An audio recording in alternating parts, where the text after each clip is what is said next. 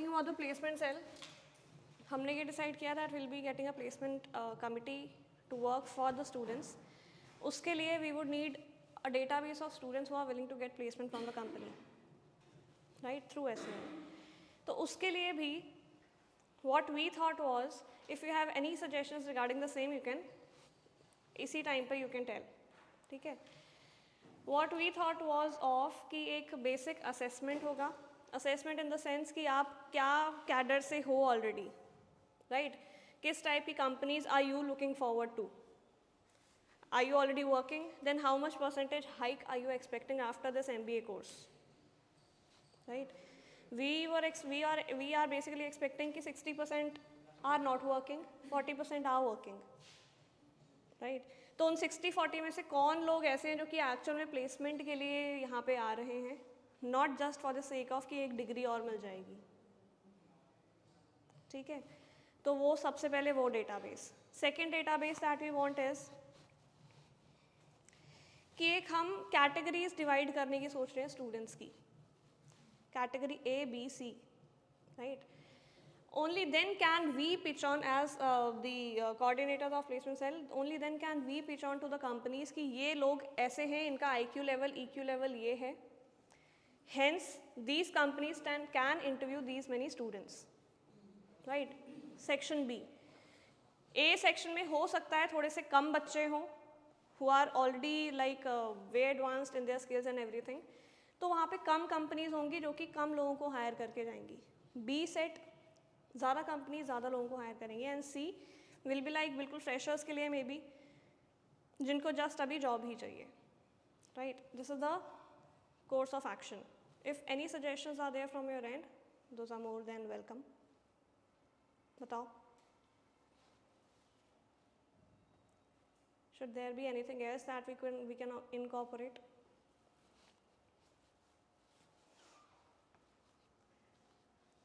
I think from the students should also get an idea about that. Suppose if I am a fresher, right? I have not worked till now, right? So if it is going to be my first company or my first job, then some information should be given to the freshers or those who are new. मतलब a proper guideline should be given. Might be it will take 15 to 20 minutes or half an hour, but they should gather the students. Might be on online classes and should provide some points and like that, so that how should we do and what are the things like that. Okay, तो pre placement sessions की बात कर रहे हो कि GDs के लिए कैसे प्रिपेयर करना है, the personal grooming sessions, okay, उसकी भी बात चल रही है. That from the month of January we are hoping to start that.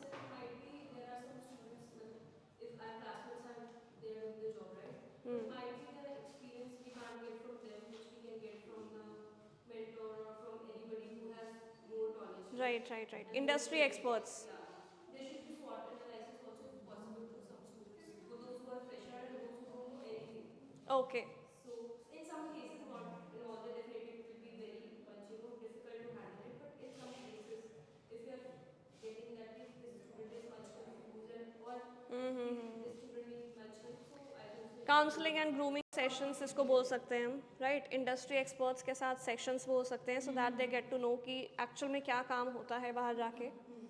Okay, and accordingly they can start with their own business maybe, और with the working with some companies. Everybody they should work under somebody. They should be job providers also. So right, right, right. in that case also. Okay, तो उसकी भी बात चल रही है that sessions ऐसे होने चाहिए, interactive sessions with the industry experts and the person grooming and counselling sessions, which will include how to handle PI personal interviews, how to handle group discussions, how to go about the case studies.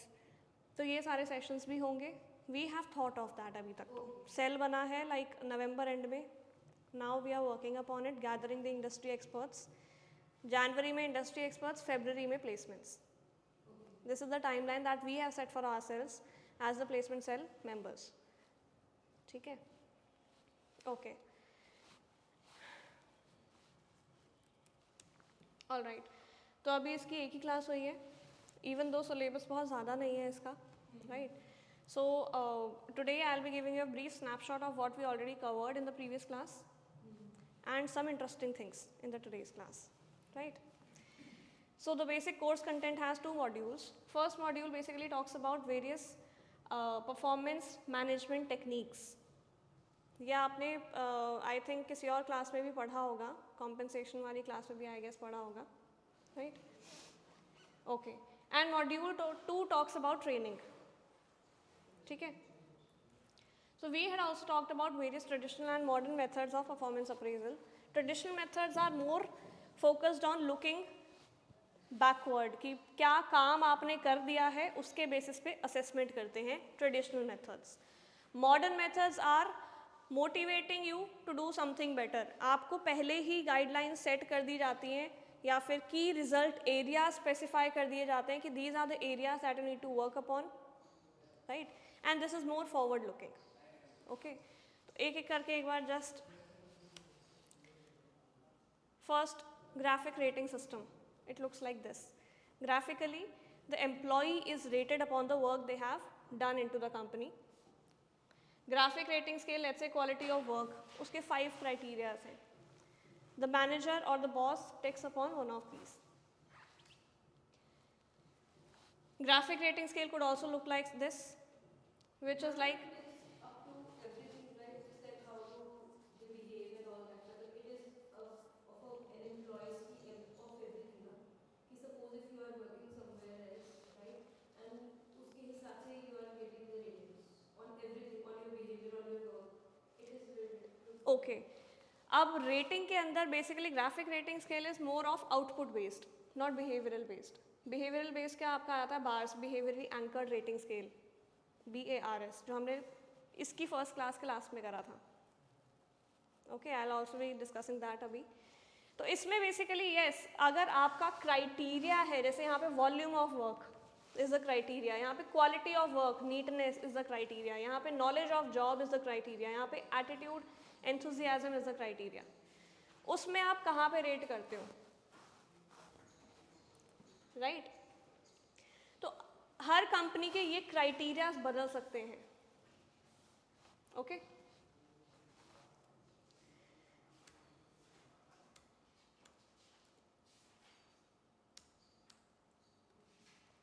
okay, then comes the ranking method. Ranking method is what? कि employee ABC is the ranking and these are the employees. आप एक दूसरे के against इनको rank कर रहे हो, ठीक है? Paired comparison, you compare 2 people at a time, like in दोनों में से कौन सा बेटर है, देन इन दोनों में से कौन सा बेटर है, देन उन दोनों में से कौन सा बेटर है, देन उन दोनों में से कौन सा बेटर है, right? This works in organisations which are low scale level. High scale level में सारे एम्प्लॉयज़ को दो करके यू कैन नॉट कंपेयर, ठीक? Then comes the grading method. Grading method is basically grades आप प्रोवाइड करते हैं आउटस्टैंडिंग, सेटिस्फैक्टरी, नीड्स इंप्रूवमेंट करके, राइट? ये जनरली सरकारी ऑफिस में ज़्यादा होता है that you provide grades. Checklist method, checklist method होता है यू हैव अ चेकलिस्ट 1 2 3 4 5 6 7 8 9 10. हर एक एम्प्लॉय के लिए you tick mark against the check box. Does that employee comes on time, tick. अगर कम ऑन टाइम, टिक. अगर नहीं आता टाइम से तो नो पे टिक कर दो. Is this employee discipline, yes और नो, टिक कर दो. You have no other option yes और नो के अलावा यहाँ पे. Okay, this is a checklist, yes no and the comments. Okay, essay appraisal. Essay के अंदर there is a senior who writes everything about you. यहाँ पे ओपन एंडेड क्वेश्चन होता है. There is no yes no, there is no rate on 1 to 10 के scale पे, there is no such thing. यहाँ पे होता है कि आप एक एसे लिखो अबाउट द एम्प्लॉय. यहाँ पे नेगेटिव क्या हो सकता है?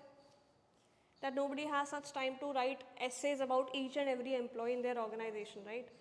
एक मैनेजर है who is handling a team of 10 people, सबके बारे में ऐसे लिखेगा, रेपिटेशंस हो जाएंगी, राइट? शुरुआत के 2 लोगों के लिए मैं भी अच्छे से ऐसे लिख दे, जेन्युइन जो भी चीज़ें हैं उनको मेंशन करें एग्जाम्पल्स के थ्रू. बट एंड में आते आते इट विल बी लाइक हाँ works fine, is disciplined, able to meet targets on time, ऐसे हो जाएगा फिर तो उससे तो आप चेकलिस्ट ही कर लेते हैं, राइट? क्या? Which topic is it?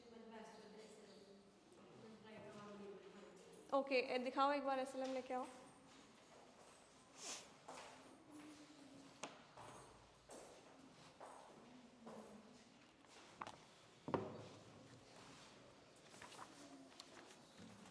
यही तो है, चैप्टर 1 में ही है ये सब कुछ. हाँ.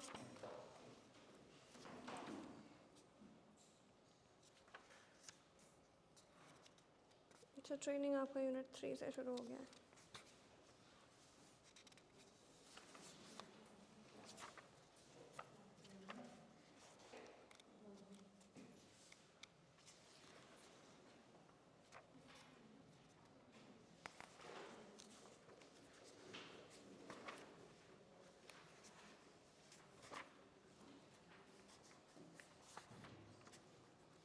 यूनिट 1 एंड 2 में है ये सब.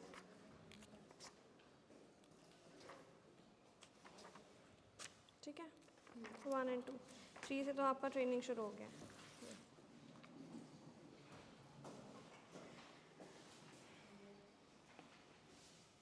Okay, essay appraisal, that a boss is writing an essay about you, right? Everything from the scratch. There is no such what do we say, checklist में जैसे होता है, there are no guidelines how to prepare it. This is the essay, right? नहीं, form करने के लिए नहीं आएगा. What could be asked is कि आपको केस स्टडी दे दी जाएगी that there is a boss who is doing this. Which appraisal method is this? उसके advantages, limitations लिखो. Okay.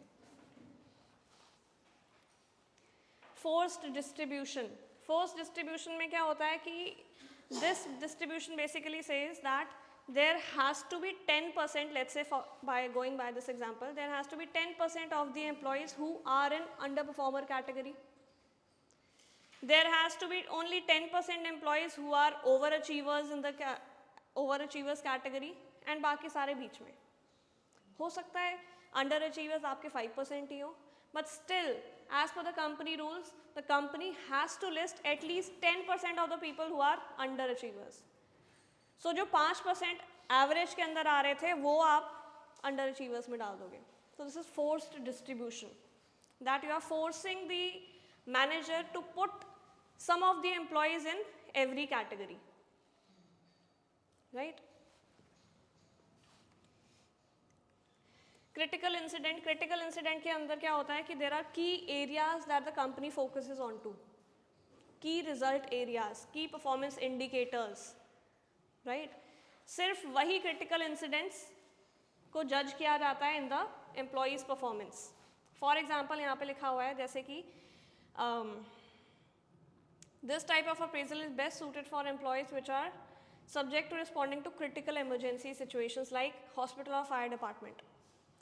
इनमें क्या होता है कि फायर डिपार्टमेंट के पास कॉल आई, somebody received the call, somebody transferred that call, आपने 112 पे कॉल करा, राइट? 112 पे कॉल करके बोला कि सामने कहीं पे आग लगी हुई है. Then they transfer that call to the fire department, right, and the ambulance. तो ये कितनी जल्दी जल्दी हो रहा है, this is the critical incident कि दे उनके पास एकदम हाथ ऐसे चल रहे होते हैं that everything is happening on their own, right? तो क्रिटिकल एरियाज की इसके बाद ये स्टेप होना है, there is no time to think. सोचा तो गया कोई ना कोई उधर, राइट? तो की एरियाज, इसके बाद क्या होगा स्टेप, आप पूछने नहीं जाओगे अपने बॉस से. इट इज अंडरस्टूड की result areas, critical incident areas are well established and आप उन्हीं को फॉलो कर रहे हो. ठीक है.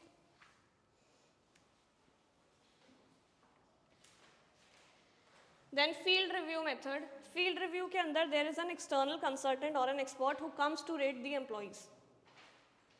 बाहर से कोई आया, उसने देखा सबकी performance and then they rated the performance according to what they observed. यहाँ पे क्या होता है, बायसनेस कम होती है. जो ऑलरेडी बॉस के साथ लेट्स से मेरी अच्छी जान पहचान थी, वो तो मुझे अच्छा ही रेटिंग देगा, मेरे बारे में अच्छा ही एस्से लिखेगा, मुझे अच्छा ही ग्रेडिंग देगा, राइट? बट अगर कोई बाहर से मुझे ऑब्जर्व करने के लिए आ रहा है तो that person will be same to everybody, right? वो किसी की तरफ बायस नहीं होगा. इसलिए ये मेथड होता है जहाँ पे एम्प्लॉयज़ वांट कि there should be no biasness involved. So there is an external expert who comes, observes the work and then rates. Okay, but इसमें again cost ज़्यादा लगती है. And for example, अगर there is a performer who is overall good, but उस एक दिन में that person was not functioning well, तो उसकी पूरी की पूरी performance, past performance पे lower rating लग जाएगी, right?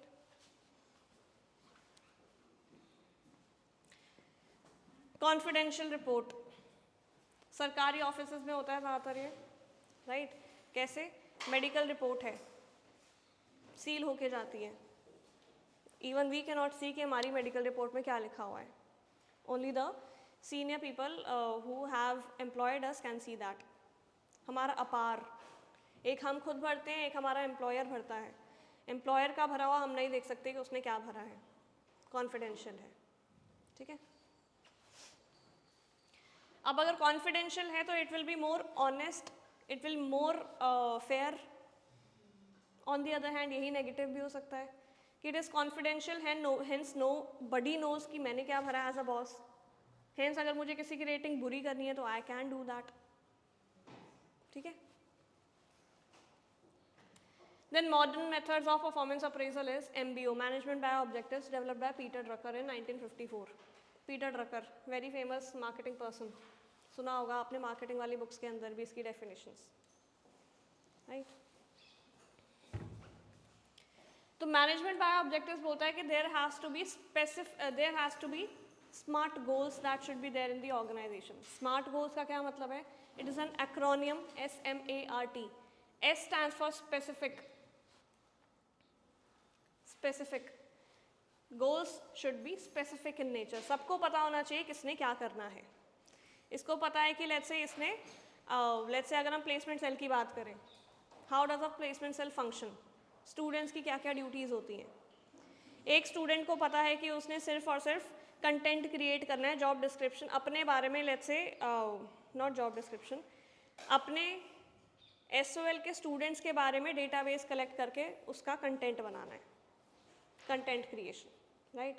दूसरे बच्चे ने उसकी प्रेजेंटेशन करनी है कि ब्रीफ फॉर्म के अंदर उसको ब्रोशर में बनाना है. उसने रॉ कंटेंट दे दिया, कोई और उसका ब्रोशर बना रहा है.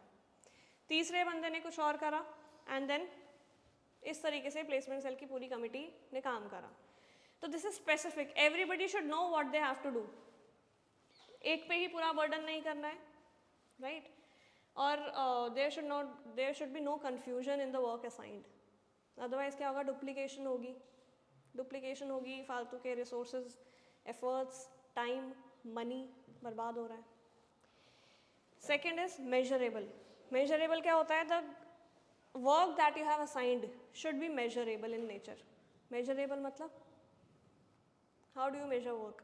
इन टर्म्स ऑफ आउटपुट.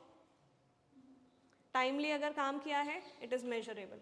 टाइम से ऊपर एक्सीड हो गया है, क्यों एक्सीड हुआ है पहले तो रीज़न फाइंड आउट करो. May be the database was so huge, SOL के स्टूडेंट्स का डेटाबेस बहुत बड़ा होने वाला है, राइट? तो इवन हम भी जो टाइमलाइन सेट करें, maybe that will be exceeding. ठीक है. Attainable. The goals which are set should be attainable. ये नहीं कि आपने एक ही को बोल दिया कि पूरा प्लेसमेंट सेल आप अकेले हैंडल करोगे. Is it attainable in let's say 10 days? No, right? So it is not attainable. Hence the goals should be such which are attainable in nature, achievable in nature. SMAR, result oriented. क्या आपने ऐसे ही किसी को कुछ भी काम दे दिया कि आप कलर ढूंढो कि कौन सा कलर जाएगा स्लाइड के अंदर, right? That is a frivolous task. कोई फायदा नहीं है इसका डिसाइड करने का कि एक बच्चे को आपने ऐसा टास्क दे दिया which is not at all worthy of somewhat, कुछ उसका काम का रिजल्ट ही नहीं आएगा, राइट? तो it should be result oriented and timely. Timeline set होनी चाहिए कब क्या क्या होना चाहिए. ठीक है. Then come 360 degree appraisal. 360 degree as the name says, 360 degree is a whole circle, right? तो employee is the centre. Employee के ऊपर जो है बॉस, बॉस का भी super senior, both of them will be rating the person.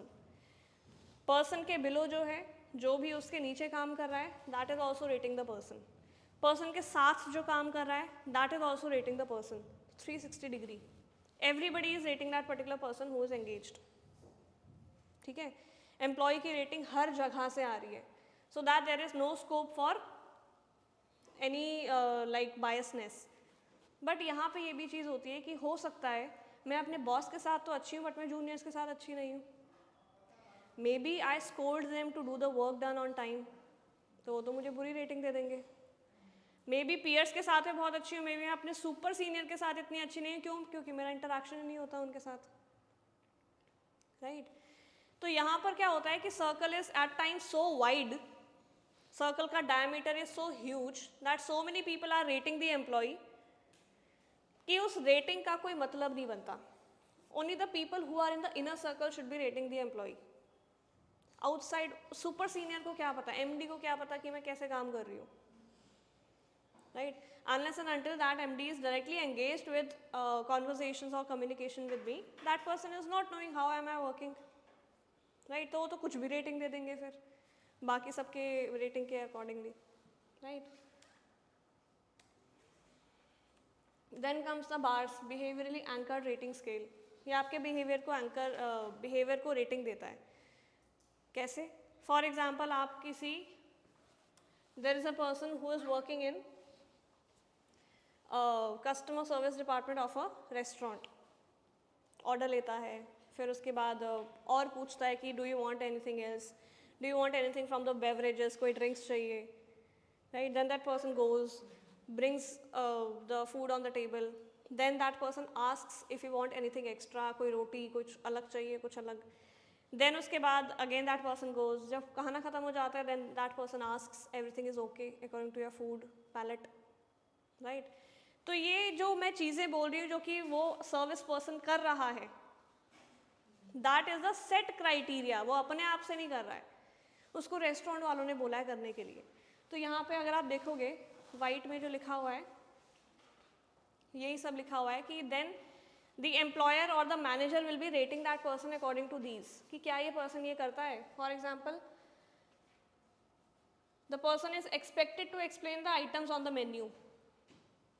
कभी अगर मैं ही पूछूं कि according to you what is the best dessert that we can order from this, वो बोलेगा कोई भी कर लो, सभी बहुत अच्छे हैं. No, that person should know कि कौन सा डेजर्ट किस टाइप का है. That person is able to explain the items on the menu. आपने 10 आइटम्स देख ली पनीर की, कौन सी आइटम ज़्यादा स्पाइसी है, किस आइटम में क्या डल रहा है, कौन सी आइटम में let's say somebody is there who is lactose intolerant, milk वगैरह की चीज़ें कंज्यूम नहीं करता, राइट. तो क्या इसका बेस मिल्क है, दैट पर्सन शुड नो. ठीक है, तो फर्स्ट है ये, is the person able to tell everything about the menu. Second, the person is expected to say hello how was the day, क्या उसने ये बोला, क्या वो जनरली बोलता है. Then that person is expected to ask the consumer if they want something else, napkin, something beverages. Then that person is expected to make eye contact with the consumers while transactions. Eye contact क्या है, maintain कर रहा है, right? तो that person is rated on the behavior basis, right? कैसा उस person का behavior है, behaviorally anchored rating scale. There are some set of behaviors that are specified by the employer which that particular person has to do. अगर उसने करा है, सबके आगे टिक लगाए तो मतलब ठीक है उसका स्केल.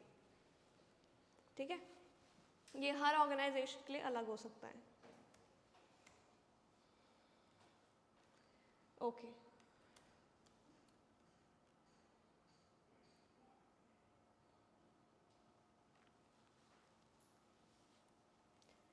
जैसे हमने पिछली क्लास में भी देखा था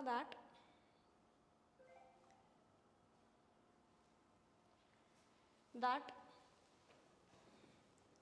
performance management has evolved from what, from सबसे पहले management by objectives, then performance appraisal, then performance management.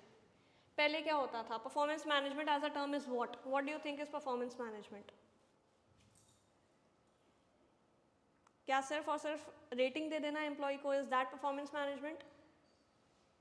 What is rating देने के बाद का काम, रेटिंग देने से पहले का काम, लाइक रेटिंग देने से पहले एम्प्लॉय को ट्रेनिंग देना, ट्रेनिंग के बाद काम करवाना, काम करवाने के बाद रेटिंग लेना, एंड देन उसके बाद अगर कोई कमी है देन अगेन उसका फीडबैक देके उसको इम्प्रूवमेंट करना. That is management, performance management. Performance appraisal is what, कि जस्ट आपने रेटिंग दे दी, that's it. Management by objective was what, कि आपने बस ऑब्जेक्टिव स्पेसिफाई कर दिए, राइट. तो performance management as a concept has evolve from these two concepts, कि पहले आप ऑब्जेक्टिव स्पेसिफाई करते हो, देन अप्रेज करते हो, देन मैनेजमेंट के अंदर आगे पीछे सब कुछ आ जाता है. ट्रेनिंग भी देना आ जाता है, फीडबैक देना आ जाता है, फीडबैक के बाद काउंसलिंग आ जाती है. What is the thing that is stopping the employee from achieving their targets, सब कुछ आइडेंटिफाई करके उनको मोटिवेट करना. ठीक है.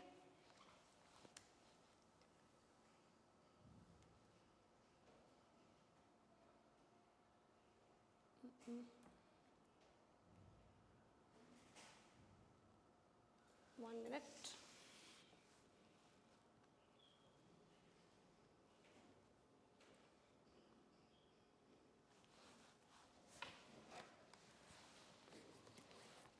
तब तक आप इसी को रीड कर लो. ओके नहीं ठीक है.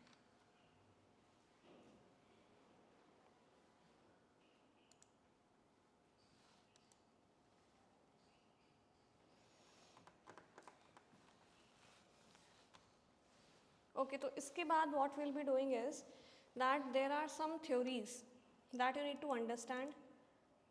क्यों? So that you are able to understand the employees and the employers. There are people engaged in the organization.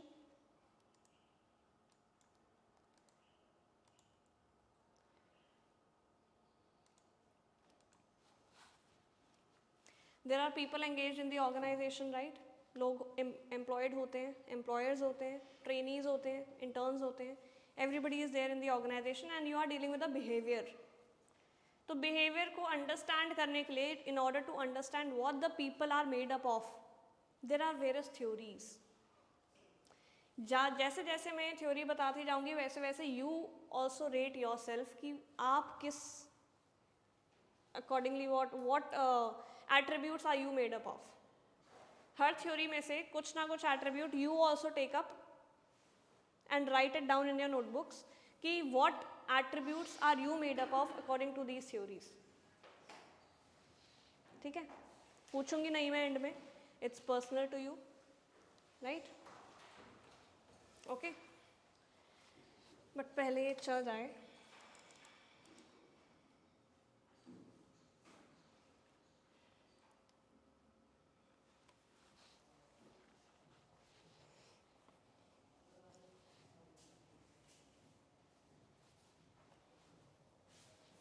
Okay, so first theory is basically Maslow need hierarchy. आपने सबने सुनी होगी ये theory, Maslow need hierarchy.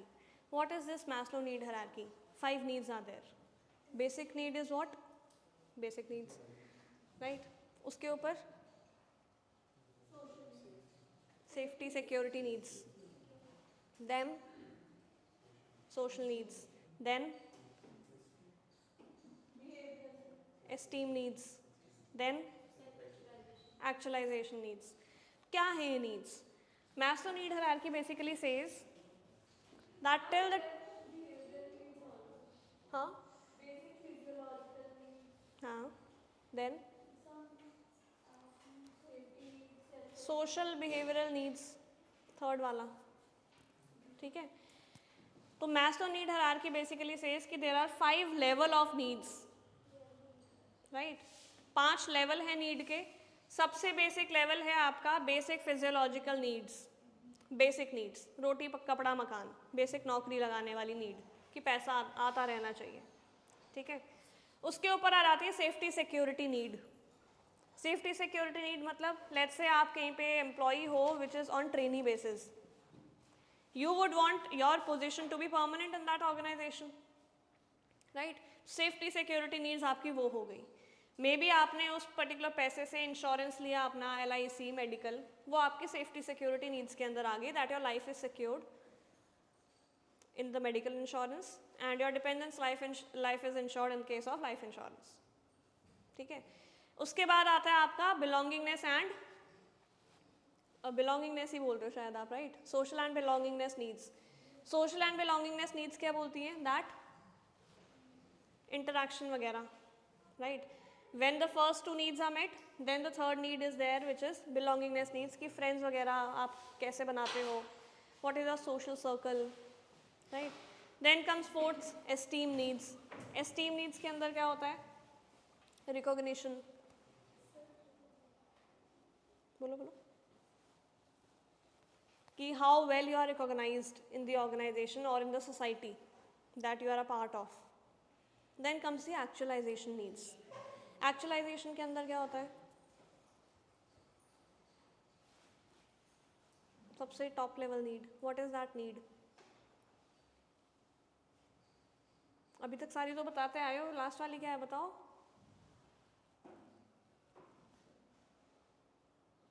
The highest possible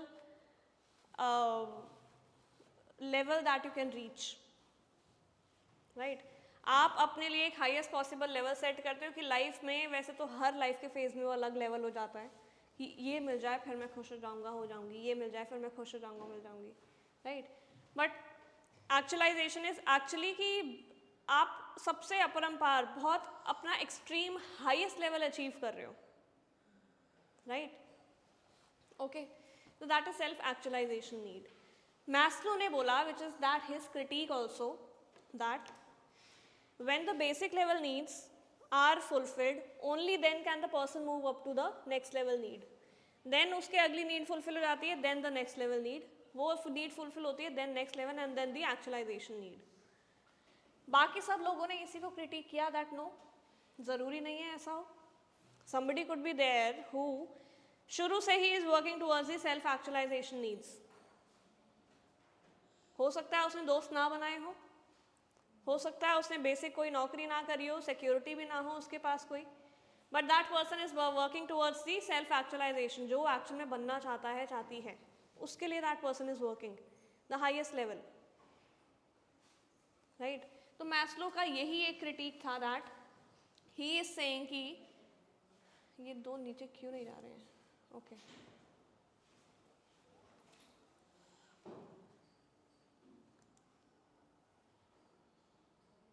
okay, right. तो basic needs Maslow के according ये fulfil होंगी, then you will move towards the other need, then other need, then other and then the extreme. पहले की चार fulfil होंगी तभी आप टॉप वाले पे जाओगे. But is that actually so? Not for everybody. I want you to write down whatever need are you in. अभी आप कौन सी लेवल ऑफ नीड पे हो, लिख लो. किसी को दिखाना नहीं, मुझे भी नहीं बताना. Just write down. आप बेसिक नीड्स पे हो, राइट, या फिर आपकी basic needs are met and you are at the safety security need. Safety security need that is also there. Then maybe you are at belongingness, social belongingness need. Then esteem needs, then self actualisation. ज़रूरी नहीं है कि सभी लोग ये बोलें, सबके लिए अलग अलग लेवल हो सकता है लाइफ में. Okay, maybe somebody is not working yet, but उन्होंने ये MBA प्रोग्राम इसलिए लिया है because they want to start something, some business इसके बाद. तो वो तो सेल्फ एक्चुअलाइजेशन में आ जाएगा शुरू में ही, right. Maybe that person is like कोई सिंगर है, कोई म्यूजिशियन है, किसी का कुछ ऑलरेडी फंक्शनिंग है, राइट. तो वो भी सेल्फ एक्चुअलाइजेशन नीड पे ही आएगा कि ही और she is not concerned with this पढ़ाई वगैरह, उसका ऑलरेडी सब कुछ सेट है, सेल्फ एक्चुअलाइजेशन नीड पे आ जाएगा. मे बी कोई सेफ्टी सिक्योरिटी नीड पे हो कि ऑर्गेनाइजेशन ने बोला है कि MBA कोर्स करो तभी आपको प्रमोशन मिलेगी, राइट, इसलिए कोई यहाँ पे हो सकता है. Are you getting it? तो अपना नीड लेवल लिख लो कि कहाँ पे हो आप अभी.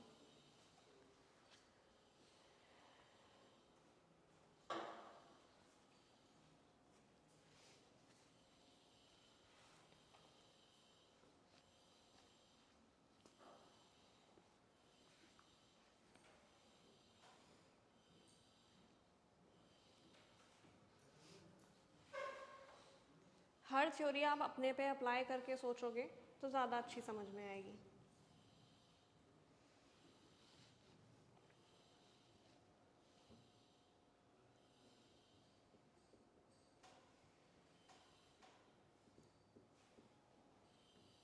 ओके.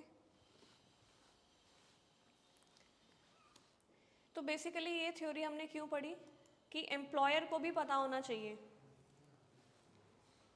कि एम्प्लॉय कौन से लेवल ऑफ नीड पे है. Only then can that employer motivate that employee. Okay. If let's say मैं ऑर्गेनाइजेशन के अंदर काम नहीं कर रही हूँ, all these needs are basic, all these theories are basically targeted कि you have to understand what people are made up of. Let's say मैं ऑर्गेनाइजेशन में काम नहीं कर रही हूँ, my targets are not being met, otherwise I am a good performer. Not very good, I am a good performer. मेरे employer ने मुझसे बात करी कि why I not working well from the past let's say 2-3 months. तो मैंने उनको बताया कि मुझे ना प्रमोशन मिलता है, मेरे नीचे वालों को प्रमोशन मिल जाता है, right. I am not being promoted from the last 2-3 years. तो why would I work, right. So much so is expected from me, but मुझे उसके अकॉर्डिंगली अप्रेजल नहीं मिलता है. तो my safety security needs are not met, right. Hence I am thinking to switch the organisation. इसलिए मैं यहाँ पे फुल अपना दे नहीं पा रही हूँ. क्यों? क्योंकि मैं बाकी जगह पे इंटरव्यूज देती हूँ, राइट. मेरी अटैचमेंट बिलोंगिंगनेस ही नहीं है इस ऑर्गेनाइजेशन के साथ, राइट. तो व्हेन दैट पर्सन नोज कि अच्छा इसकी ये प्रॉब्लम है, देन ही तो वो मेरी प्रॉब्लम सॉल्व कर पाएगा, राइट. ओके. तो we are doing these theories to know what people in the organisation are composed of. ठीक है. Second is Henry Herzberg's motivation hygiene theory. Motivation and hygiene दो चीज़ें हैं ये. मोटिवेशन इज व्हाट, जो आपके यहाँ पे पर्पल में लिखा हुआ है, motivation factors, these are what, achievement. Achievement से आपको मोटिवेशन होता है, that you have achieve the target, you are motivated. Recognition, you are being recognized in front of 50-100 people, you are being motivated. Responsibility, you are given extra responsibility because organization think that you are capable of doing more things, you feel motivated.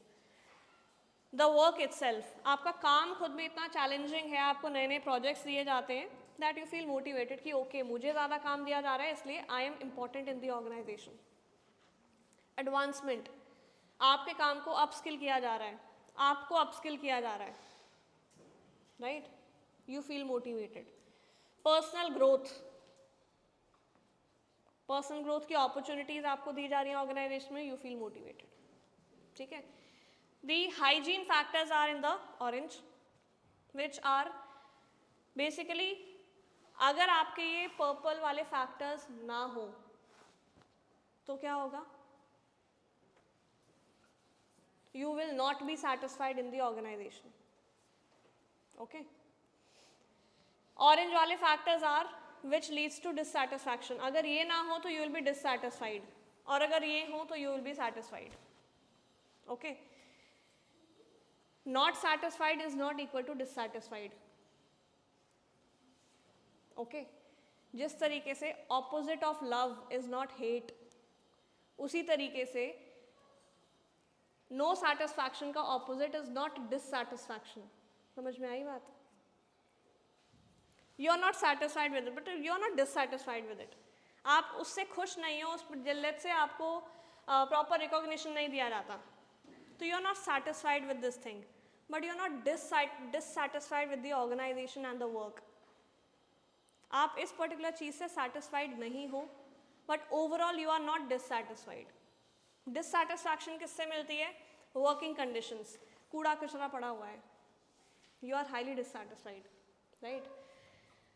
को-वर्कर relations, किसी की मेरे साथ बनती नहीं है, I M highly dissatisfied, मैं खुश नहीं हूँ. Policies and rules are so strict that मेरी कोई ऑटोनॉमी ही नहीं है, आई एम डिससेटिस्फाइड. सुपरवाइजर की quality, boss is too nitpicking, हर चीज़ पे मुझे कुछ ना कुछ टोकते रहते हैं कि इसकी स्लाइड का फॉन्ट साइज चेंज कर दो, 11 रखा था 12 कर दो, इतनी निट पिकिंग हो रही है, तो I am dissatisfied. Base wage and salary, यहाँ पे बेस वेज अगर मेरी ठीक नहीं है, I know what I am capable of doing, और मेरी बेस सैलरी ठीक नहीं रखी गई है, तो आई एम डिससैटिस्फाइड। ठीक है, तो यहाँ पे ये बोला गया है absence of these factors leads to dissatisfaction. ठीक है, presence of these factors are not motivating you, presence of those factors in orange are not motivating you because you think कि ये तो होनी ही चाहिए चीज़ें। अगर आप किसी ऑर्गेनाइजेशन में जा रहे हो तो आपको अलग से ये बताने की ज़रूरत थोड़ी ना है कि हाँ सफाइयाँ होनी चाहिए, right? So presence of these factors will not motivate you but absence will make you dissatisfied. ठीक है, presence of these factors will motivate you. Okay, तो हर्सबर्ग की मोटिवेशन हाइजीन थ्योरी यही बोलती है। So for in this theory also पता होना चाहिए कि कहाँ पे प्रॉब्लम है। Employee is not working well because of what, maybe उसका ऑफिस, मे बी उसका केबिन ऐसी जगह पे जहाँ पे वॉशरूम बहुत पास है and then that working condition are not okay for him, तो उसका चेंज कर दो, प्लेस चेंज कर दो।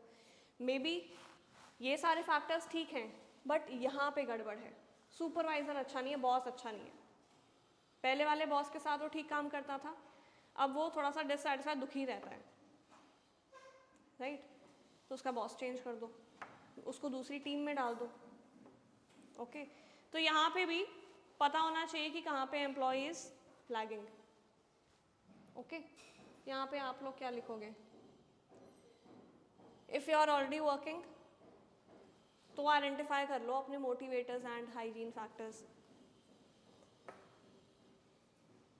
If you are already working तो आइडेंटिफाई कर लो कि यहाँ पे क्या सब कुछ हो रहा है, वहाँ पे क्या सब कुछ है, नहीं है, वो चीज़ लिख लो।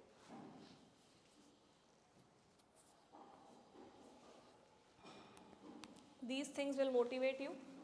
These things will not motivate you but will prevent you from getting dissatisfied.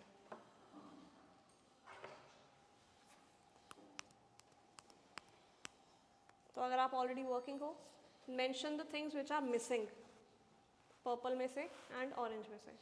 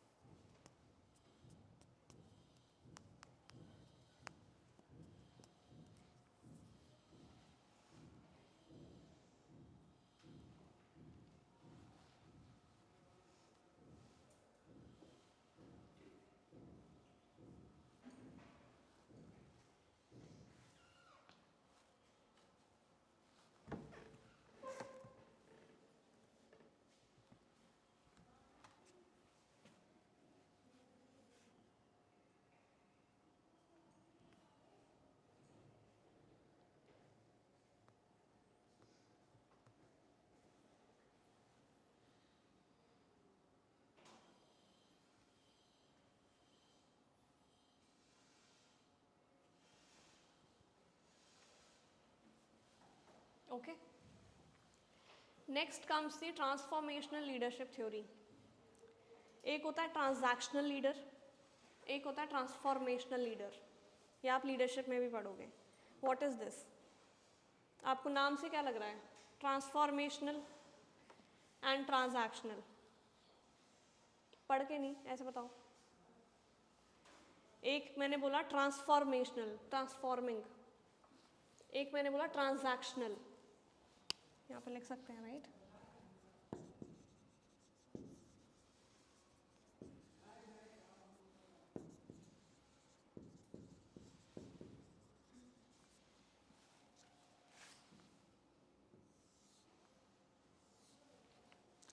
Transaction क्या होती है? Any transaction, right? डेवलपमेंट होना लीडरशिप क्वालिटी का, या क्या ये पहले पढ़ा है? ये थ्योरी? Okay, transactional as the name says, transaction basis पे आपने काम किया, आपने टाइम पे काम कर लिया, you are a good employee. जो आपको टारगेट्स दिए गए आपने टाइमली करे, you are a good employee. I am a leader who is, I am a boss, I am a manager जो कि आपको छोटे छोटे टारगेट्स देता है. आप अगर टारगेट्स पूरे कर पा रहे हो, ट्रांजैक्शन पूरी कर पा रहे हो, then you are a good employee. Transformational, going beyond the transactions, कि अगर आप 5 साल के अंदर 5 साल से इस ऑर्गेनाइजेशन के साथ जुड़े हुए हो, how are you also growing. Changing your personality or your working position. Changing नहीं, upgrading, Upgrading yourself. Right, upskilling, overall development, career path, career development, right. तो ये सारे टर्म्स एसोसिएटेड होते हैं ट्रांसफॉर्मेशनल लीडरशिप के साथ. The other leader is transforming for the betterment of the followers. Okay, सामने वालों की व्हाट डू वी से, ग्रोथ पे फोकस करता है transformational leader. Okay,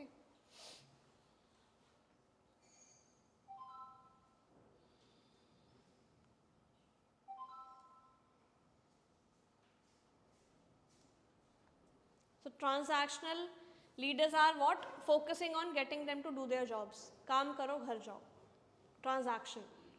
Transformational are people who inspire their employees commitment to a shared vision. Inspire कर रहे हैं उनको कि और बेहतर कर सकते हो आप. ऑर्गेनाइजेशन ने अब अगर ये टारगेट रखा है कि आगे आने वाले 2000 लेट्स से 30 तक 2030 तक organisation will be in the top 10 list, तो you also grow accordingly. Okay,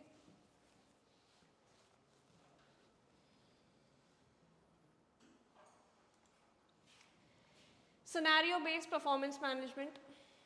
scenario based क्या होता है basically, the environment is always changing. Environment change होता है तो leader should also change. Okay, अच्छा इससे पहले इसमें ये लिख लो कि what type of leadership do you want. अगर आप ऑलरेडी काम कर रहे हो तो आपके ऊपर कौन सी टाइप की लीडरशिप अप्लाई हो रही है, ट्रांजैक्शनल या फिर ट्रांसफॉर्मेशनल. और अगर आप नहीं काम कर रहे हो तो what do you want.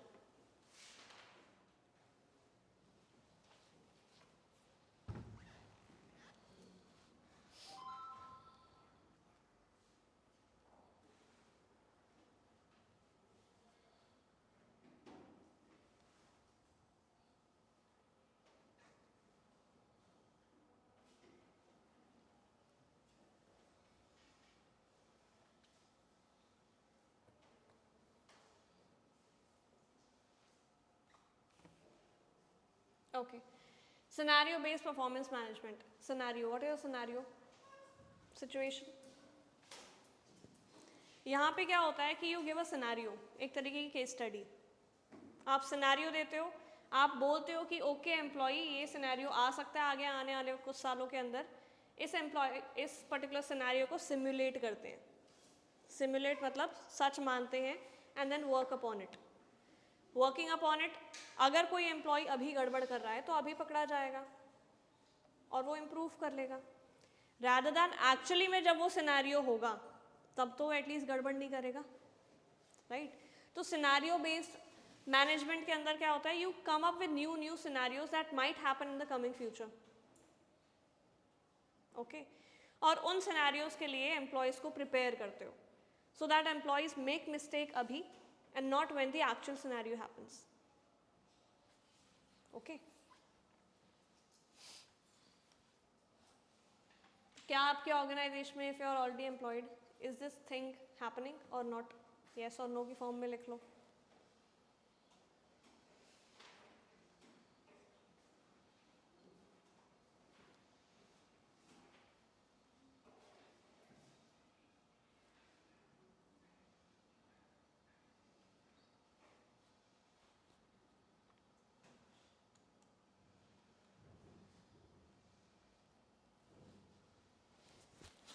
Then comes A learning curve theory. हर किसी का लर्निंग कर्व होता है, किसी का स्लो, किसी का फास्ट, किसी का आगे जाके स्लो, किसी का शुरू में स्लो. ओके, तो learning curve basically shows what, कि शुरुआत में टाइम लगेगा, right. Every employee has a different curve to follow. किसी का शुरुआत में एकदम स्टीप होता है लर्निंग, किसी का थोड़ा सा ग्रेजुअल होता है. राइट? तो you as a employer, you as a manager should know हर किसी का लर्निंग पाथ क्या है. उस लर्निंग पाथ को एक्सेलरेट करने के लिए you should be giving training and upskilling them. ठीक है? क्योंकि लर्निंग कर्व हर किसी में होता है. अब आगे जाके क्या होता है, आपने देखा होगा पैकिंग किस तरीके से हो रही होती है, बिना देखे पैक कर रहे होते हैं, राइट? जो बहुत फ्रेजाइल आइटम्स होती हैं उनको बड़े इजीली हैंडल कर लेते हैं. शुरुआत में क्या होगा, आप लड़खड़ाते हुए जाओगे उनको लेके कि इतनी सारी चीज़ें, मुझसे कोई गिर गया तो. But as time passes, as you learn, आपको ऑटोमेटिकली वो चीज़ें आ जाती है, राइट? शुरुआत में ही होता है जब आप लोग छोड़ने की सोच रहे होते हो कि शुरुआत के 4 महीने में ही नहीं, मुझे यहाँ पे काम नहीं करना. क्यों? क्योंकि पता नहीं क्या सिखा रहे हैं, समझ ही नहीं आ रहा है, राइट? क्यों? क्योंकि आप स्लो लर्निंग पाथ पे हो अभी. Maybe when you learn then you will be accelerating, right? तो हर किसी का लर्निंग पाथ अलग होता है and the managers and the leaders should know कि what learning path are their employees on to. कोई नई चीज़ अगर आप सिखाना चाहते हो किसी को, pick up those people who have a steep learning path. ये नहीं कि जो स्लो लर्न करेगा आप उसी को नए प्रोजेक्ट पे डाल दोगे और वो सीखने में 10 महीने लगा देगा, काम कब करेगा, राइट? सो मैनेजर के माइंड में ये ऐसे लोग भी होने चाहिए और they should also divide people कि इनको जल्दी सीखना आ जाता है, वो थोड़े से स्लो है. तो जो स्लो वाले हैं उनको मे बी आप ऐसे प्रोजेक्ट पे डाल सकते हो which is longer duration in nature. But जो फास्ट लर्निंग वाले हैं उनको आप उस प्रोजेक्ट पे डालो विच रिक्वायर्स इंस्टेंट रिजल्ट्स. तो you as a manager should classify people इनके हिसाब से भी, किसकी लर्निंग किस तरीके से.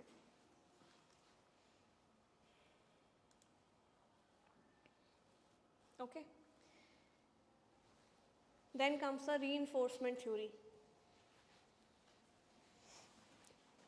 इसके अंदर आप लिखोगे कि आप किस चीज़ से मोटिवेट होते हो, राइट? और मैनेजर्स, अगर यहाँ पे कोई मैनेजर है जो कि ऑर्गेनाइजेशन में ऑलरेडी काम करते हैं, तो मैनेजर शुड राइट कि वो कौन सा मेथड अडॉप्ट करते हैं. ठीक है?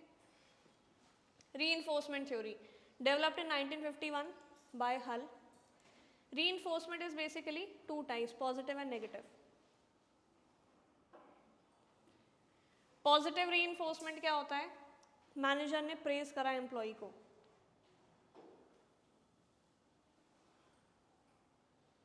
That is a positive reinforcement.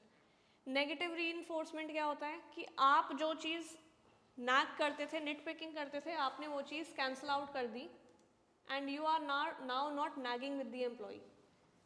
दोनों ही चीज़ें मोटिवेट कर सकती हैं. एक कि आपने प्रेज करा, तालियां बजवाई एम्प्लॉय के लिए. दूसरा, आप एम्प्लॉय को बार बार जो टोकते थे वो आपने नहीं किया. पॉजिटिव रीइंफोर्समेंट इज कि आप कुछ कर रहे हो. Negative reinforcement is also a kind of motivation कि आप जो पहले जो चीज़ नेगेटिव करते थे उसको वापस ले रहे हो. Are you getting it? आप positive reinforcement is what, you are praising, आप उसको बोनस दे रहे हो, सबके सामने आप उसको तालियां बजवा रहे हो, रिकॉग्नाइज कर रहे हो. नेगेटिव रीइंफोर्समेंट इज व्हाट, कि आप एक चीज़ जो बुरी करते थे एम्प्लॉय के साथ आप वो नहीं कर रहे हो. लेट्स से आपने बोला था 9 to 5 आपको जॉब करनी ही है, एम्प्लॉय उससे बहुत दुखी था कि मैं काम आपका 6 घंटे में भी कर सकता हूँ, तो मुझे 9 to 5 ही क्यों बुलाया जा रहा है, मैं 9:30 to 5:30 क्यों नहीं कर सकता, मैं 10 to 6 क्यों नहीं कर सकता. मे बी एम्प्लॉयर पहले आपको इस चीज़ के लिए बार बार टोकता था कि टाइम से आया करो, टाइम से जाया करो, राइट? बट मे बी उसने जब देखा कि आप ठीक तरीके से काम कर रहे हो वैसे भी, तो दैट एम्प्लॉयर नेगेटिव, उसने जो भी चीज़ वो करता था वो ख़त्म कर दी. तो दैट इज़ नेगेटिव रीइंफोर्समेंट. ठीक है? Both of these are positive behaviours. Positive reinforcement में भी क्या लिखा हुआ है, positive behaviour followed by positive consequences. Negative reinforcement में क्या लिखा हुआ है, positive behaviour followed by removal of negative consequence. Okay, employer is removing the negative thing that he was doing from past so many time. ठीक? Then comes punishment.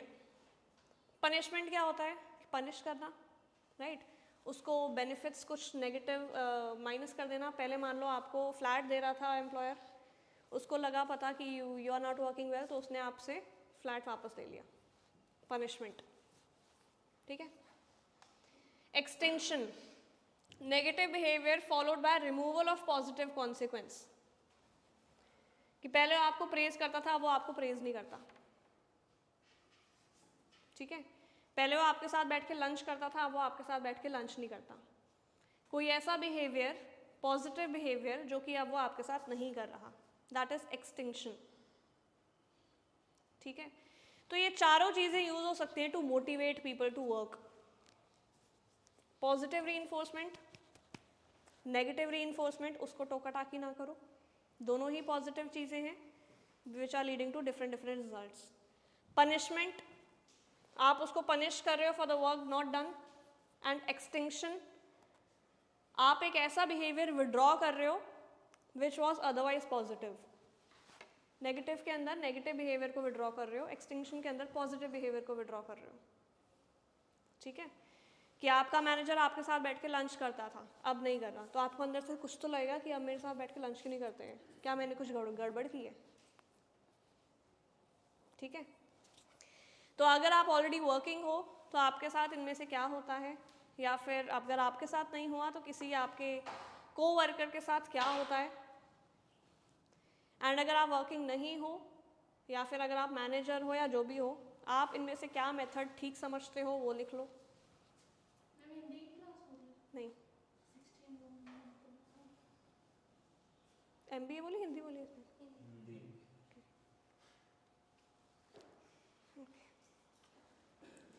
Which method do you think is working good for you,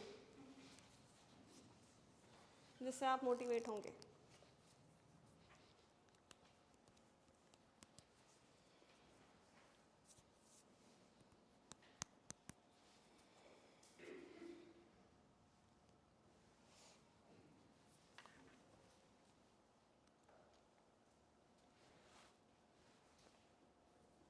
ये आपने दोस्तों के साथ भी देखा होगा होते हुए।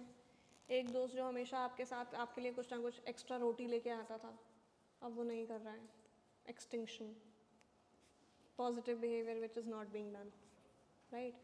आपका दोस्त जो आपको पहले इतनी किचकिचबाजी करता ही रहता था, कुछ ना कुछ बोलता ही रहता था, अब वो नहीं कर रहा है, तो आपको लगेगा इसका बिहेवियर भी क्यों चेंज हो रहा है, right. May be for good, may be for bad.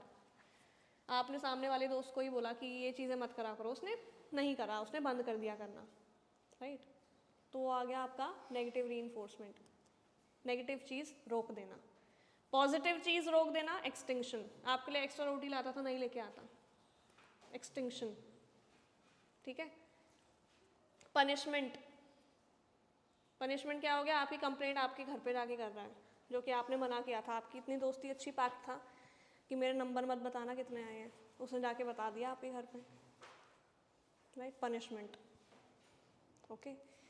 तो what is the motivating factor according to you? कुछ लोग नेगेटिव मोटिवेशन से मोटिवेट होते हैं कि तुमने तो कुछ करना ही नहीं है, देन दे गेट मोटिवेटेड कि अब इसने मना कर दिया, अब तो करना ही है। कुछ लोग पॉजिटिव रीइंफोर्समेंट से मोटिवेट होते हैं कि तुम कर सकते हो, करो, you are capable to do it, you have something in you, तो वो तब मोटिवेट होते हैं, राइट।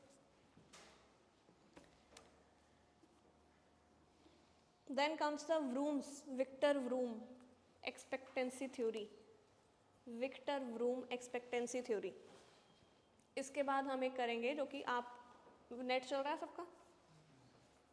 नहीं, हाँ नहीं चलता। पिछली क्लास में कैसे सर्च कर रहे थे तुम, GD वाला जो टॉपिक था, आज चल रहा है सर्च? थोड़ा बहुत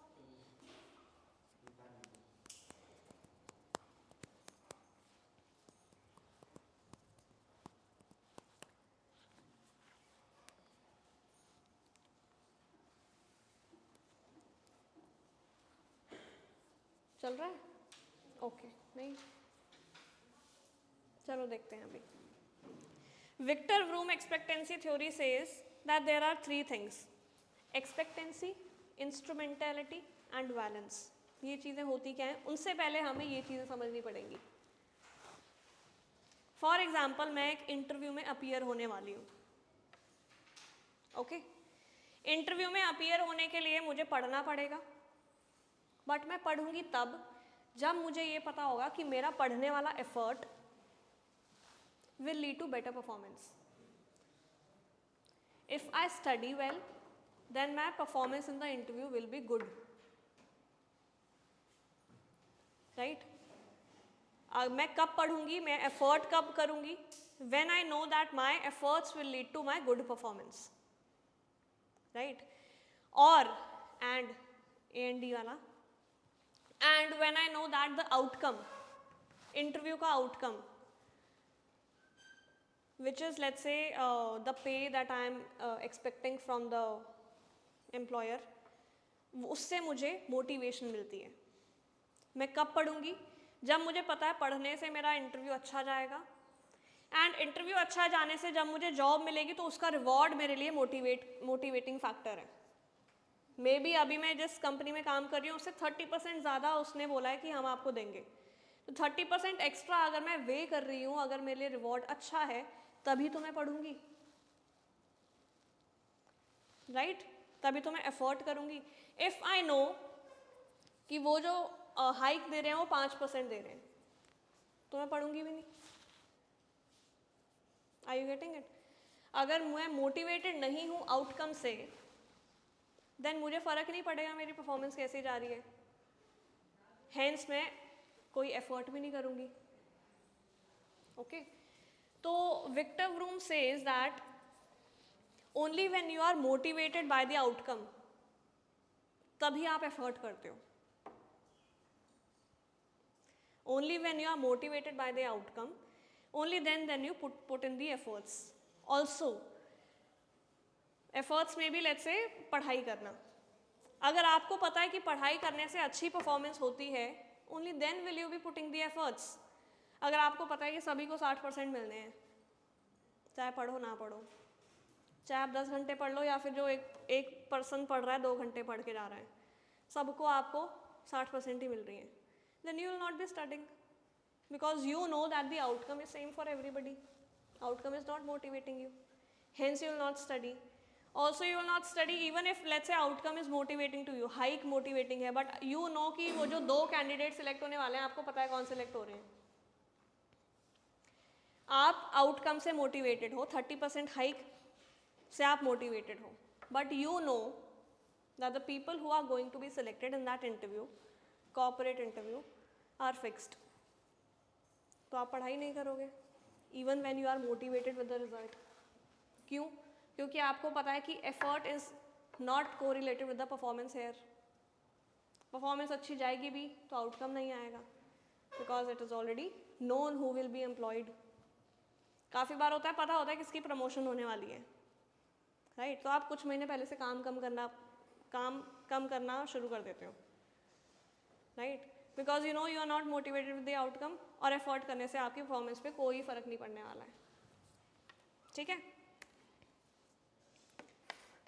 इसके अंदर ये रीड कर लेते हैं. एक्सपेक्टेंसी क्या होती है? पॉइंट नंबर ये,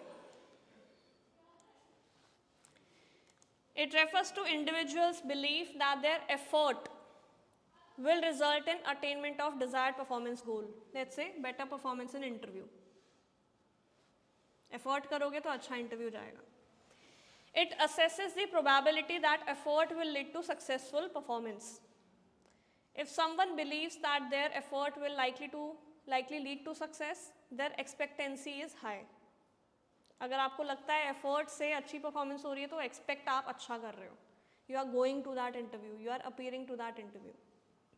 अगर आपको पता है कि मेरे एफर्ट से कुछ होने नहीं वाला, तो आपकी एक्सपेक्टेशन ही नहीं है. आपको पता है कोई और होने वाला है प्रमोट, आप कुछ एक्सपेक्ट ही नहीं कर रहे हो.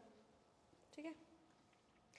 Instrumentality, it is the belief that successful performance will lead to certain outcome. Successful performance मतलब अच्छा इंटरव्यू का होना. अच्छा इंटरव्यू का होना मतलब कि 30% हाइक मिलना. जब आपको पता है, only then will you be putting efforts. तो ये होती है instrumentality. When you know that your success leads to some desired outcomes. If an employee believes that good performance, अच्छा interview, will lead to a reward, higher hike, their instrumentality is high. Okay. Factors influencing instrumentality are trust in the reward system. आपको पता है कि सब कुछ fair हो रहा है, जो कि हमारे दिए हुए एग्जाम्पल में फेयर नहीं हो रहा था. You know who is getting promoted. Transparency in linking performance to outcome. You know कि मेरिट बेसिस पे सबको प्रमोट किया जा रहा है. Only then will you putting efforts. अगर आपको पता है कि भाईचारे से सबको प्रमोट किया जा रहा है तो you will not B putting efforts. Valence. It represents value और अट्रैक्टिवनेस ऑफ द रिवॉर्ड. कितना अट्रैक्टिव है वो 30% हाइक आपके लिए. If the degree of importance of preference attached to specific outcome is high, then your valence is high. ठीक है.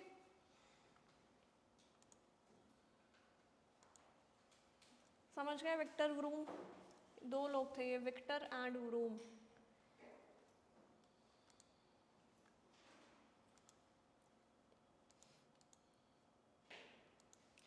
Okay. उससे पहले अगर नेट चल रहा है तो नेट खोलो. मेरे पास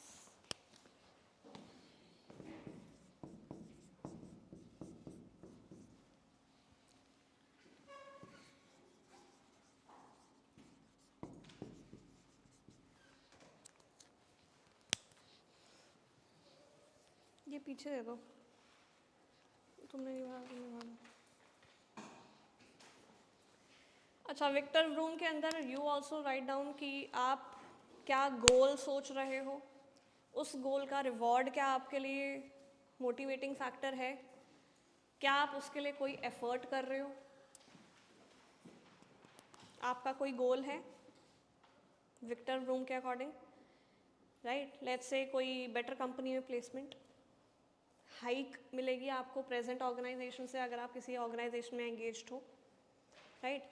is that reward motivating factor to you, और आप उसके लिए कर क्या रहे हो. जस्ट ये लिख लो विक्टर व्रूम के अंदर अपने ऊपर अप्लाई करके.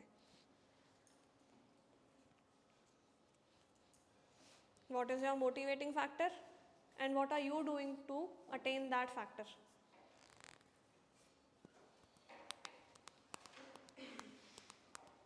Motivating factor could be 3.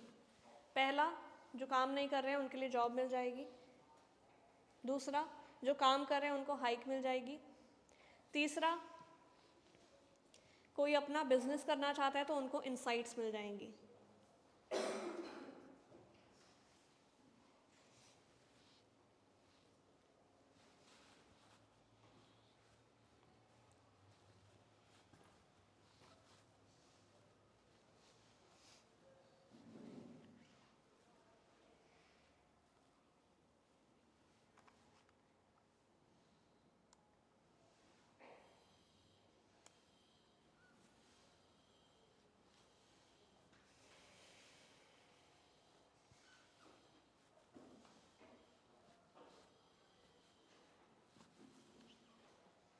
इसमें मैंने जो हाईलाइट किया है लिखना है तो वो लिख लेना. बाकी तो इसमें लिखा है that as per this theory motivation is likely when a clearly perceived and usable relationship exists between performance and outcome.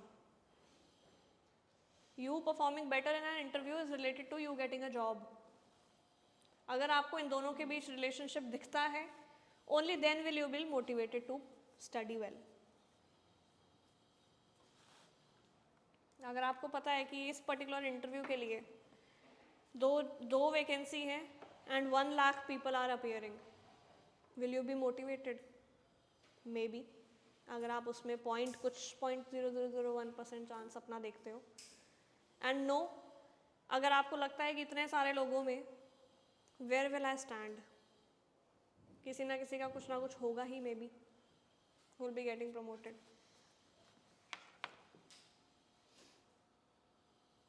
Okay. अब इंटरनेट किस किस का चल रहा है वो हाथ खड़े करो। Okay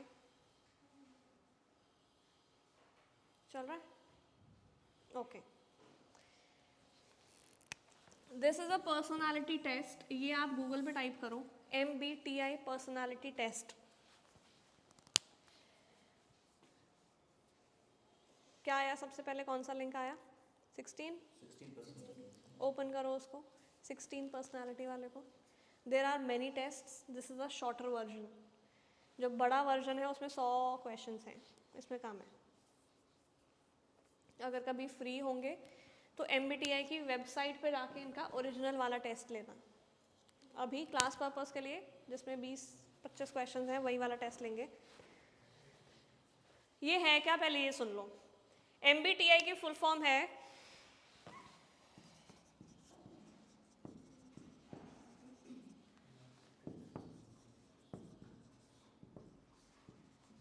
Mayur Briggs type indicator, daughter and mother, इन दोनों ने टेस्ट बनाया। इसके अंदर 16 पर्सनालिटीज आर देयर। कैसी कैसी टाइप की पर्सनालिटी होती हैं वो अभी आप देखोगे भी, आप पहले देखो उसके बाद एंड में जो रिजल्ट आएगा उसको पढ़ना। These are basically self assessing personality test, जिससे आपको अपने बारे में पता लगेगा। Questions are not direct, questions are कि इस सोशल सिचुएशन के अंदर आप क्या करोगे, you are more like of this person, ऐसा टाइप का टेस्ट है ये। आंसर ट्रूली एक दूसरे को दिखा के नहीं करना है।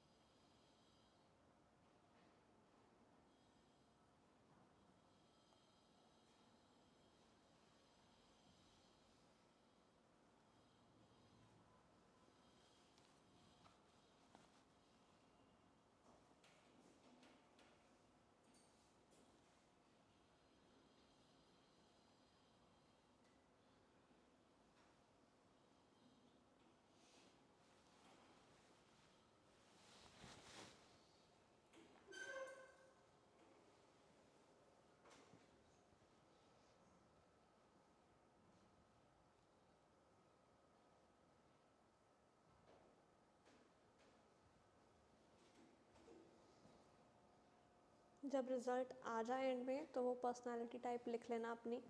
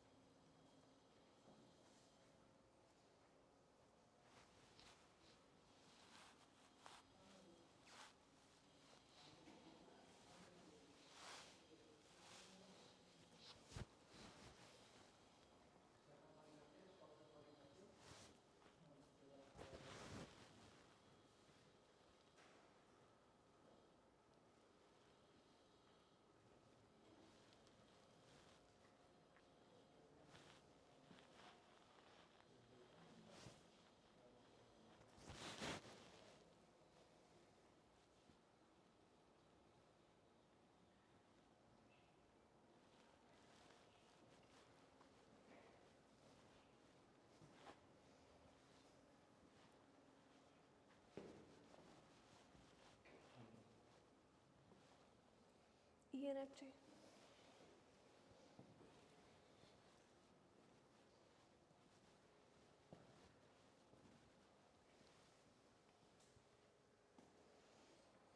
कितना हुआ? बचा ना सकते. Okay.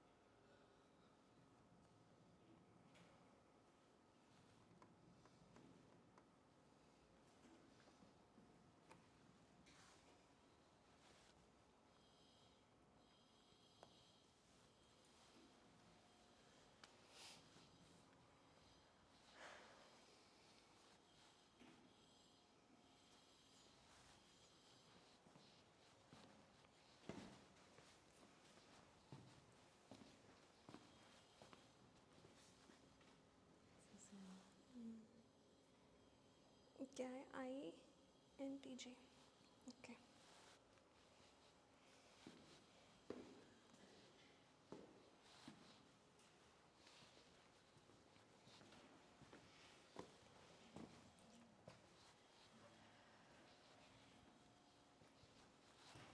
Done? Right?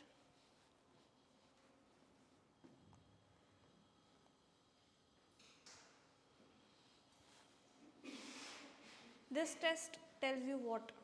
This is basically an introspective test. And यहाँ पर काफ़ी कंपनीज आजकल ये करने भी लग गई हैं. नॉट इन द फॉर्म कि हम आपको MBTI टेस्ट दे रहे हैं, आप उसको परफॉर्म करो. नो. साइकोमेट्रिक टेस्ट होता है.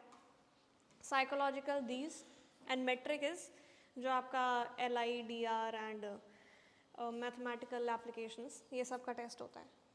तो इससे क्या करती हैं companies? First, the type of job that you are applying into, are you suited to that role? अब आप हर कोई जिसका भी जो भी पर्सनालिटी टाइप आया लिख लो एंड उसके अकॉर्डिंगली जॉब्स कौन कौन से आपके लिए सूटेबल हैं.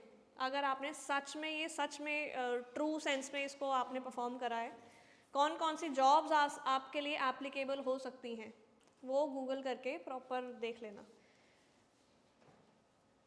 आपको परसेंटेज वाइज आपका बता दिया होगा कि यू आर इतना परसेंटेज वॉट, इतना परसेंटेज वॉट. राइट? स्टिल ये तो क्लासरूम का था कि इसमें 25-30 क्वेश्चंस थे. Whenever you get time, MBTI की वेबसाइट पर जाके 100 क्वेश्चन बेस्ड टेस्ट है. वो भी करके देखना. If you actually want to know what is your personality type and what all career prospects are suited as per your personality type, right? तो सारे employers आजकल ये टेस्ट करते हैं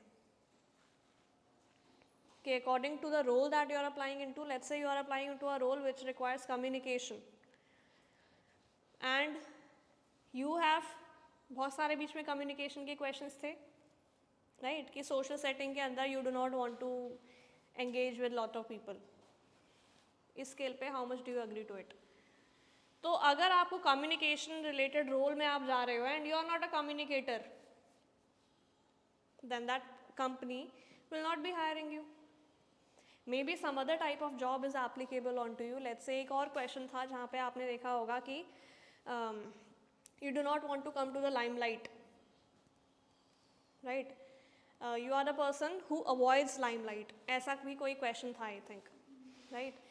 तो अगर इसमें आपने strongly agree करा है, then you should be applying for a job which is back-end in nature, not something जहाँ पे आपको actively ज़्यादा बोलना पड़े. Back-end in nature का मतलब है आप research firm में जाओ, आप research करो back-end पे, आप report बना के दोगे, somebody else will be presenting that, somebody else will be pitching that report, right? Her organization ये test आजकल करने लग गई है to know your personality type and to motivate you accordingly and to give you job accordingly. तो अगर आपको already पता है कि आपका personality type क्या है, search jobs accordingly. ठीक है? ओके. अब इनका मतलब भी देख लेते हैं. सबसे पहला था किसी का I आया होगा फर्स्ट नंबर पे, किसी का E आया होगा, right? This is introversion and extraversion. सबको पता है इंट्रोवर्ट एक्सट्रोवर्ट क्या होता है, राइट? क्या होता है बताओ? Who is an extrovert? Who is more outspoken? Who is able to communicate with the people easily. Who is able to communicate with the who is able to put their thoughts into words easily. ठीक है? जो वो सोच रहे हैं, introverts में यही एक नेगेटिव होता है कि वो सोचते बहुत ज़्यादा हैं बट वो बोल नहीं पाते. They are not able to put their thoughts into words properly, right?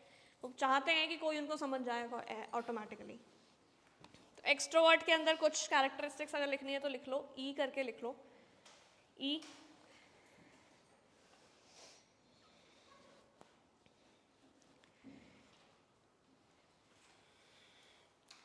feel energized spending time with other people. Feel energized spending time with other people. ये मैं extraversion के characteristic traits बता रही हूँ आपको. Feels energized after spending time with other people. जिसका I आया होगा introvert, वो totally opposite होंगे इससे, कि they require alone time. थोड़ी बहुत उनसे interaction कर ली, then they require some time alone. कि मेट्रो में अब तो मैं अकेले जाऊंगी, राइट? ओके. एक्सट्रोवर्ट के अंदर ही कॉमा लगा के आगे लिख लो.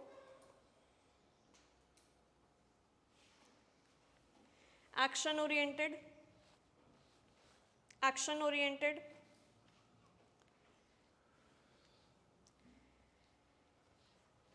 Social interaction. इनको आप लाइंस में अपने आप कन्वर्ट कर सकते हो, राइट? Social interaction. इंट्रोवर्ट के अंदर लिखो, आई करके लिख लो, आई इंट्रोवर्ट. Thought oriented. ऊपर वाले क्या थे? Action oriented. ये क्या है? Thought oriented. They think more. Thought oriented, comma. Prefer spending time alone. prefer spending time alone, comma. Enjoy deep interactions. Enjoy deep interactions.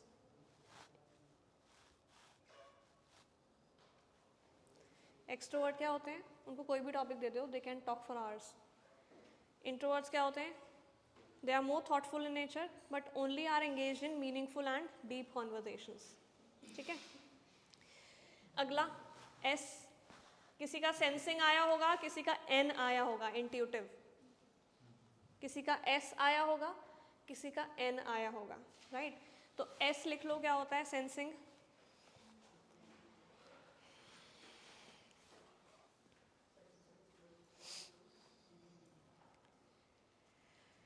Attention to reality. Attention to reality.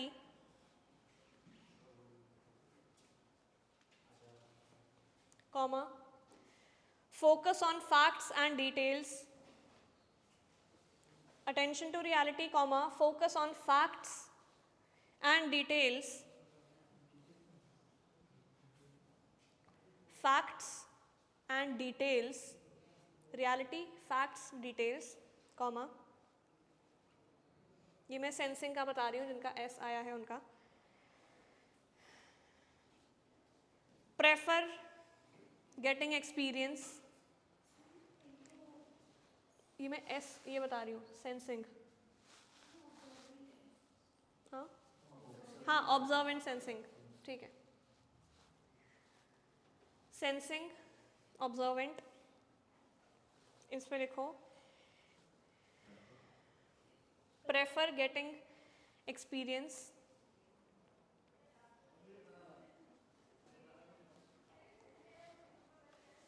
Intuitive के अंदर लिख लो. Intuitive के अंदर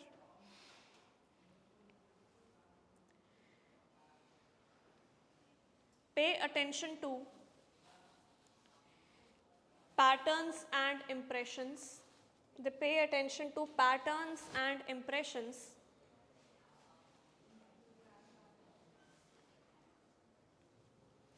Patterns and impressions.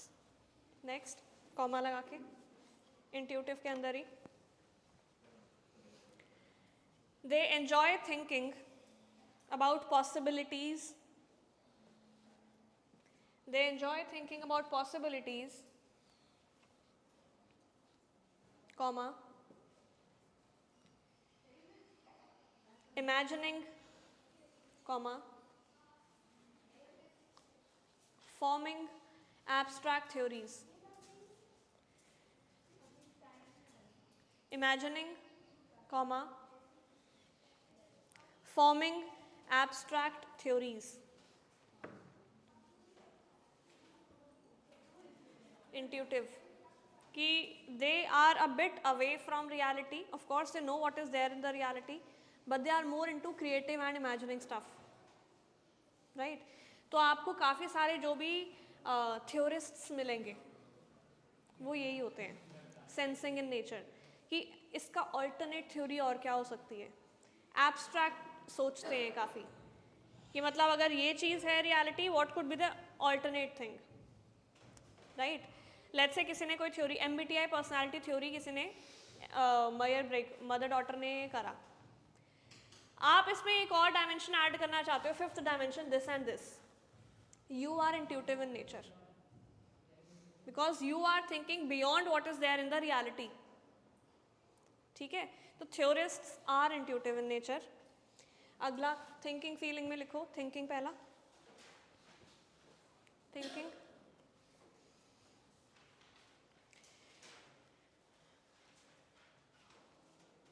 Put greater emphasis on facts. They put greater emphasis on facts.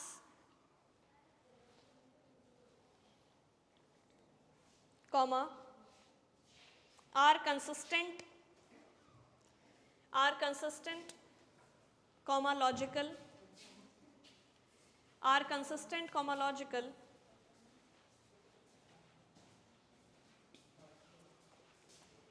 And impersonal while decision making. And impersonal while decision making.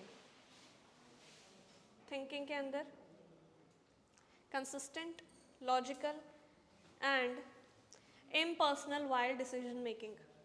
Impersonal while decision making का क्या मतलब है? कि rational तरीके से decision लेते हैं, not favoring anybody. कि ओ बेचारा, ओ बेचारी, नो, इनको तो जॉब की ज़रूरत है, no. They will be playing on the facts कि कितने इनकी स्किल सेट है, कितना इनको आता है, कितना इन्होंने क्वेश्चंस आंसर करे हैं, उसके बेसिस पे कितना इनका स्कोर है, रखना है कि नहीं रखना है. ठीक है. अगला फीलिंग, फीलिंग के अंदर लिखो they consider emotions, they consider emotions and feelings of others while taking decisions. Emotions and feelings of others while taking decisions. ठीक है, कि किसी को जॉब की ज़रूरत है, किसी ने 2 आंसू बहा दिए तो वो रख लेंगे उनको जॉब पे. तो you as HR managers have to think कि आप कौन सी कैटेगरी में अभी आए हो और आप क्या करना चाहते हो. Okay, last judging and perceiving. J के अंदर लिखो J, judging.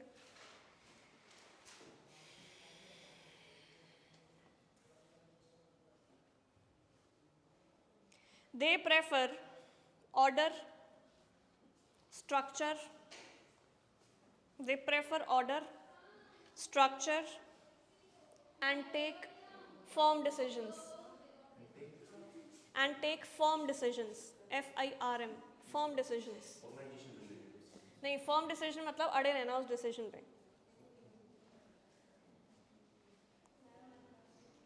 Order, structure and firm decisions. Perceiving के अंदर P करके लिखो. They are more open, flexible and adaptable. Open, flexible and adaptable.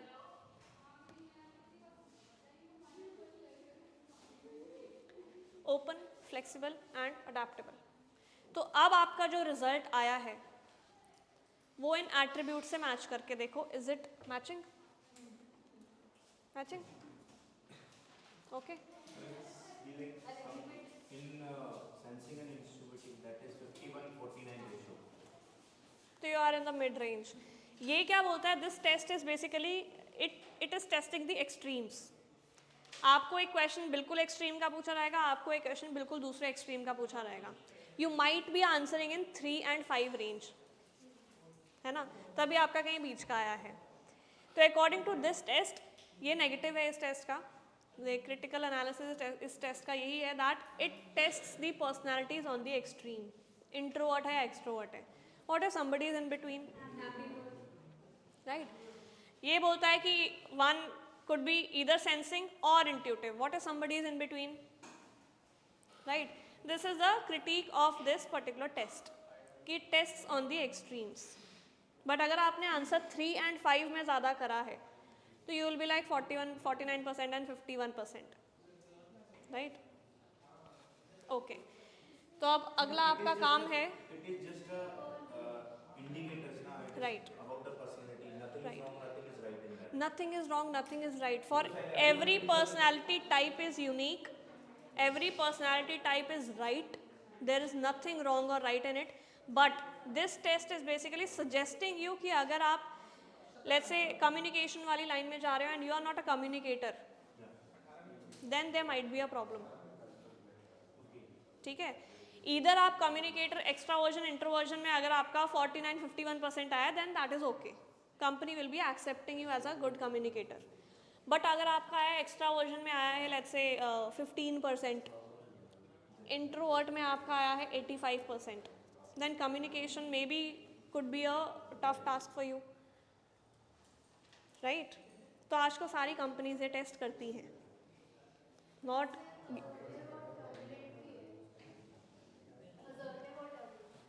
Fifth है, क्या है वो? अच्छा, वो डैश करके जो लगा हुआ है दैट इज दैट, राइट? अच्छा, one more indicator. Okay, Assertive and turbulent. Okay. assertive and turbulent. assertive is what? again you are firm at your decisions, कि आप जो डिसीजन लेते हो उस पर खरे उतरते हो, that is being assertive. turbulent is lot is going in your mind. And कभी आप इस कोने पे होते हो, इस छोर पे होते हो, कभी टर्बुलेंस से उस छोर पे होते हो. ठीक है. टर्बुलेंस इज दिस कि सो much so is going into your mind कि कभी आप किसी चीज़ को लेके ये डिसीजन लेते हो, कभी आप किसी चीज़ को लेके कंप्लीटली डिफरेंट डिसीजन लेते हो. That is being turbulent. क्या? कंफ्यूजन ले सकते हैं कि कंफ्यूजन में रहते हो कि yes, yes. No clarity of thoughts.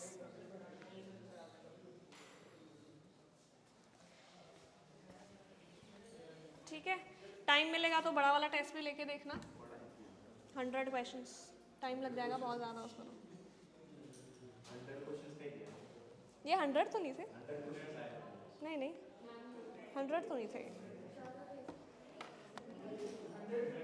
100 थे। परसेंटेज में आया हुआ आपने देखा नहीं है, 10 स्लाइड्स पूरी हुई। अरे बट परसेंटेज में तो अगर तुमसे 5 क्वेश्चन पूछाएंगे उसकी भी तो परसेंटेज आ जाएगी। Every slide there is a 10 questions over there, the 10 slides will be there. Next 10 times. Okay, तो फिर तो यही पूरा टेस्ट होगा फिर। Good good good. अटेंडेंस सबने लिख दी, नहीं लिखी है तो प्लीज़ मेंशन कर दो जिसके पास भी लिस्ट है।